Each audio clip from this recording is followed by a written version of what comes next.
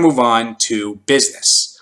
Uber stock, that's the most interesting one to me. Uber is down to 27 bucks. It started at 43 bucks a share. It's almost half of its valuation.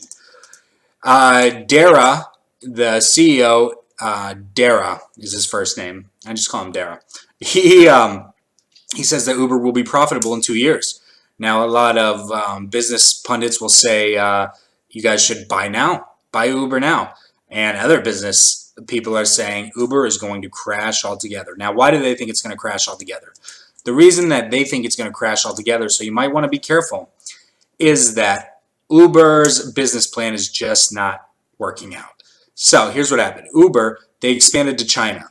Now China, they left. Want to know why? Because another company by the name of Didi is in China, and they beat Uber. They beat Uber in the market, and they took all of China's market share, so they pulled out. Now Dara says, all right, we'll get profitability when we go to India. The reason that Uber is having such trouble in the United States getting profit is because of Lyft. So Lyft and Uber are in a forever pricing war. Now, the tough part about this rideshare app and the pricing war that's different than a cab in a pricing war is that there will only be one cab there in front of you, and that's the price. So when you're in the cab business, a lot of factors can play in. You can market to certain areas. You can put a bunch of cabs at this hotel, a bunch of cabs at this hotel, and a bunch of cabs at this hotel, and the price is what it is. That's why cabs are so expensive, because they can be. Uber can't be, because people will just sign on their phones. They'll look at the Uber app. They'll see the price, then they'll go to the Lyft app. They'll see the price. There is no difference in service. They will always choose the lower price. So they're always in an all-out price war because you can't hide your competitors from you when they're right there on the same phone. So they're in an all-out price war. So they can't raise their prices because then they'll just go to Lyft.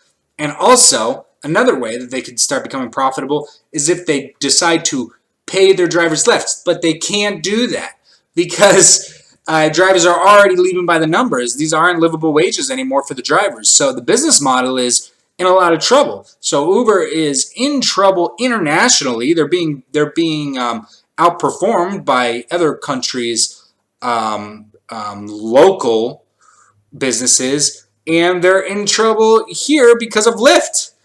So what their plan is to do automated vehicles. They got to, they don't want to pay their drivers, I think, like 75-80% commission of all the rates. They're spending all their money on lawsuits because of the business itself, and they're spending all their money on innovation to try to get drivers to list cars. So the stock keeps going down, down, down, down, down.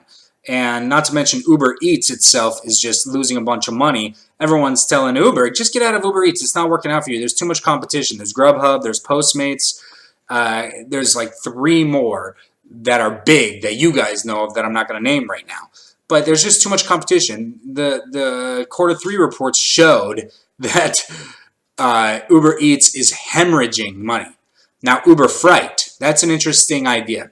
Uber Freight is an app for semi-truck drivers where carriers can pick up shipments through the Uber app from businesses and bring them across the country or bring them across the city. Now, that's an interesting business, and I think that has capability of maybe saving Uber.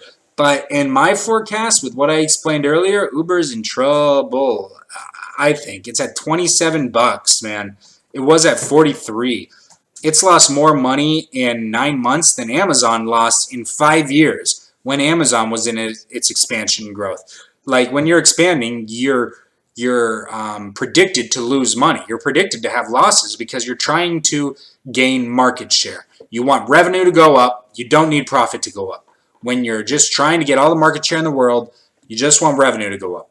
You're going to expect profits to go down. And you warn investors of that.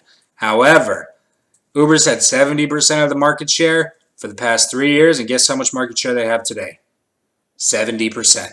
So all this money they're losing to try to get more and more of the market is not working out too well for them. So that's interesting in the business world today. We're going to follow the Uber stock, and we'll keep you updated on that. Now I want to